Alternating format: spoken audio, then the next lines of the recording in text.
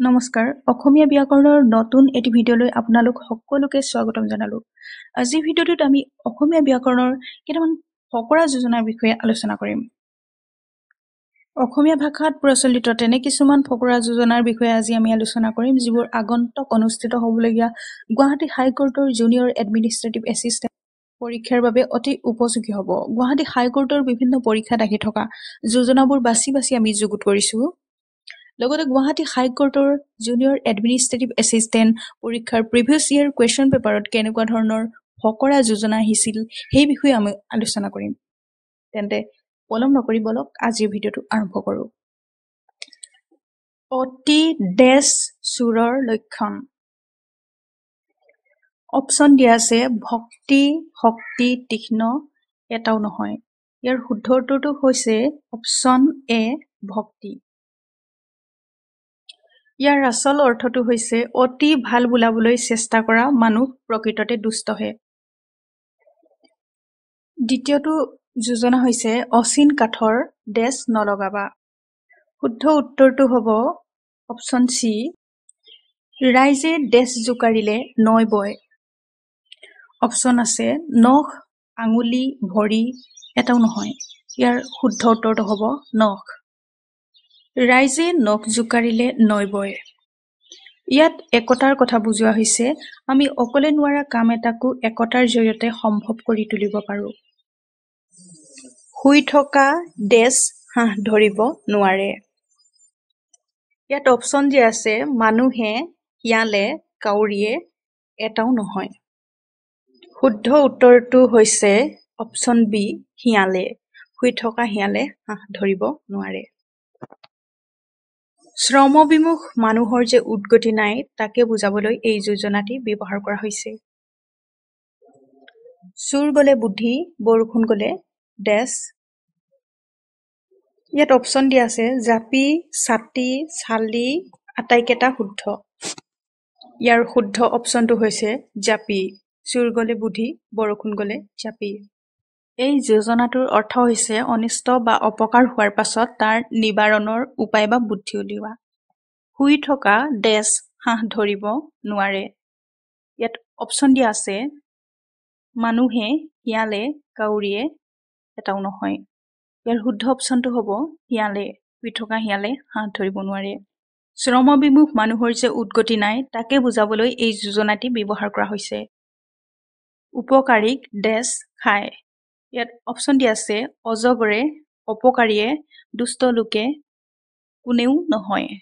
ইয়াৰ শুদ্ধ অপশ্যনটো হ'ব অজগৰে। উপকাৰীক অজগৰে খায়। এই যোজনাটিৰ অৰ্থ হৈছে দুষ্ট প্ৰকৃতিৰ লোকক উপকাৰ কৰিলেও অহিত চিন্তা কৰিবই। এলেহুৱাই যেতিয়া শুবলৈ যায় তুমি তেতিয়া ডেছ যাবা। অপশ্যন দিয়া আছে স্কুল পঢ়িবলৈ ৰুবলৈ বজাৰলৈ। ইয়াৰ শুদ্ধ অপশ্যনটো হৈছে অপশ্যন চি ৰুবলৈ। এই যোজনাটিৰ অৰ্থ হৈছে এলেহুৱা লোকবোৰ শুই থকাৰ সময়ত কৰ্মঠ লোকবোৰে পৰিশ্ৰম কৰি নিজৰ কাৰ্য সিদ্ধি কৰে। সময়ৰ সঠিক ব্যৱহাৰ কৰিলেহে তাৰ ফল পোৱা যাব।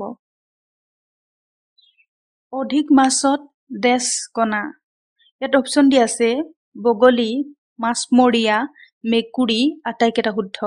এটা শুদ্ধ অপশ্যনটো হ'ব অধিক মাছত বগলীকণা অপশ্যন এ। এই যোজনাটোৰ অৰ্থ হৈছে কোনো সিদ্ধান্ত ল'ব নোৱাৰা অৱস্থা। 10 নম্বৰটো আছে অতিপাত ডেছ ফুচলনিৰ চিন আপুনি আঁতৰি যাবা কৰি তাক ঘিন। অপশ্যন দিয়া আছে শলাগনি মৰম ভক্তি শ্ৰদ্ধা। ইয়াৰ শুদ্ধ অপশ্যনটো হ'ব অপশ্যন এ শলাগনি। এই যোজনাটোৰ অৰ্থ হৈছে ইয়াৰ দ্বাৰা বুজোৱা হয় যে কোনোবাই যদি অতিৰঞ্জিতভাৱে আপোনাৰ প্ৰশংসা কৰি থাকে তেন্তে তেওঁ আপোনাক ফুচলাবলৈ চেষ্টা কৰি আছে। এইদৰে অতিমাত্ৰা শলাগনি লোৱাটো মিছা কথা কোৱাৰহে লক্ষণ। আইৰ সমান হ'ব কোন ডেছ বব কোন। এই যোজনাটো আমি প্ৰায় ব্যৱহাৰ কৰি থাকো। ইয়াত অপশ্যন দিয়া আছে সাগৰৰ নৈৰ জানৰ জুৰিৰ। অপশ্যন বিটো শুদ্ধ হ'ব আইৰ সমান হ'ব কোন নৈৰ সমান বব কোন। এই যোজনাটোৰ অৰ্থ আমি জানোৱেই যে নিজৰ জন্মদাত্ৰী মাতৃৰ সমান আন কোনোৱেই এই পৃথিৱীত হ'ব নোৱাৰে। ডেছ গৰ্জিলে জানিবা খৰ দক্ষিণে গৰ্জিলে মাৰিবা লৰ। ইয়াত অপশ্যন দিয়া আছে পূবে, উত্তৰে, পশ্চিমে, এটাও নহয়। ইয়াৰ শুদ্ধ অপশ্যনটো হ'ব অপশ্যন বি, উত্তৰে। এই যোজনাটোৰ অৰ্থ হৈছে উত্তৰ দিশত মেঘে গৰ্জি থাকিলে বৰষুণ নাহে, কিন্তু দক্ষিণে গৰ্জি থাকিলে বৰষুণ আহে। এবাৰ সাপে খুটিলে দেশলৈও ভয়। অপশ্যন আছে কেঁচু, ৰছী, কেৰেলোৱা, মানুহ। ইয়াৰ শুদ্ধ অপশ্যনটো হ'ব কেঁচু। এবাৰ সাপে খুটিলে কেঁচুলৈও ভয়। এই যোজনাটোৰ অৰ্থ হৈছে এবাৰ কোনো বিপদৰ সন্মুখীন হ'লে মানুহে পিছলৈ সেই একে বিপদৰ সম্ভাৱনাকো ভয় কৰিবলৈ আৰম্ভ কৰে। ইয়াৰ দ্বাৰা বুজোৱা হৈছে যে অভিজ্ঞতাৰ পৰা মানুহে সতৰ্ক হৈ পৰে। দেশ জ্ঞান দি মনত পালে কষ্ট, কণীবোৰ পেলাই দি বহু কৰিলে নষ্ট। ইয়াত অপশ্যন দিয়া আছে জ্ঞানী, অজ্ঞানিক, শিক্ষিত, অহংকাৰিক। ইয়াৰ শুদ্ধ অপশ্যনটো হ'ব অপশ্যন বি, অজ্ঞানিক।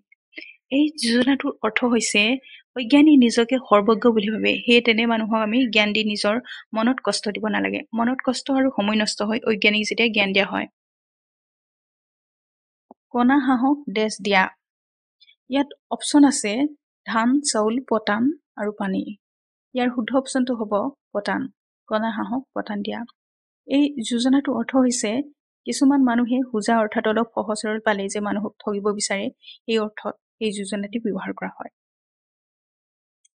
নেক্সট, কিনা হাঁহৰ দেশলৈকে মঙহ।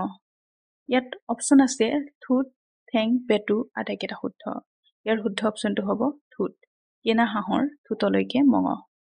এই যোজনাটোৰ অৰ্থ হৈছে কিনা বস্তু এটা আমি এনেই নষ্ট কৰিব নালাগে, যিমান পাৰি সিমান তাক ব্যৱহাৰ কৰিব লাগে। দেশ কটা যায়, কথাত বঁটা পায়। ইয়াত অপশ্যন দিয়া আছে যুদ্ধত, খঙত, ঈৰ্ষাত, কথাত। ইয়াৰ শুদ্ধ উত্তৰটো হ'ব কথাত। এই যোজনাটোৰ অৰ্থ হৈছে আমি সদায় মুখ চম্ভালি কথা ক'ব লাগে। খকুৱাই পাত কাটে, নিখকুৱাই দেশ খায়। অপশ্যন দিয়া আছে মাটিতে, পাতিতে, যেনে তেনে ভালকৈ।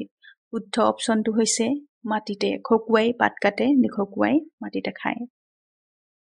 এই যোজনাটোৰ অৰ্থ হৈছে খকুৱা মানুহ এজনে বিভিন্ন ব্যঞ্জনৰ যোগাৰ কৰোঁতে ভোক লাগি সময় পাৰ হৈ যায়, আনহাতে নিখকুৱাজনে যি পায় তাকে খায়।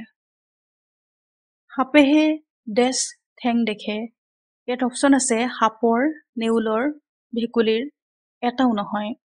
এই যোজনাটোৰ অৰ্থ হৈছে নিজে দুষ্ট বাবে আনকো দুষ্ট বুলি ভাবে কিছুমান মানুহে। 20 নম্বৰ যোজনাটো হ'ল দেশ তেল দি কন্দা। অপশ্যন আছে নাকত, চকুত, ওঠত, এটাও নহয়। ইয়াৰ শুদ্ধ উত্তৰটো হৈছে চকুত। যোজনাটোৰ অৰ্থ মিছাকৈ দুখত পৰাৰ ভাও দিয়া। 20টা বচা বচা ফকৰা যোজনা আপোনালোকৰ বাবে এই ভিডিঅ'টোত আগবঢ়ালো।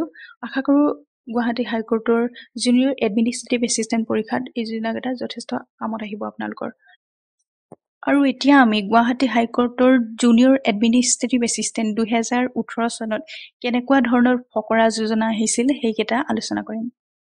ইয়াতে 2018 চনৰ খিনি প্ৰথমতে আমি আলোচনা কৰি লৈছো। ইয়াত প্ৰথমত হৈছে অতি দেশ অতলংকা।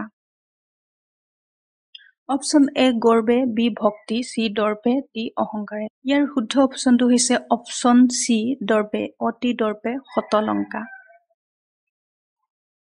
দেশৰো পিছলে পাওঁ, সজ্জনৰো বুৰে নাও।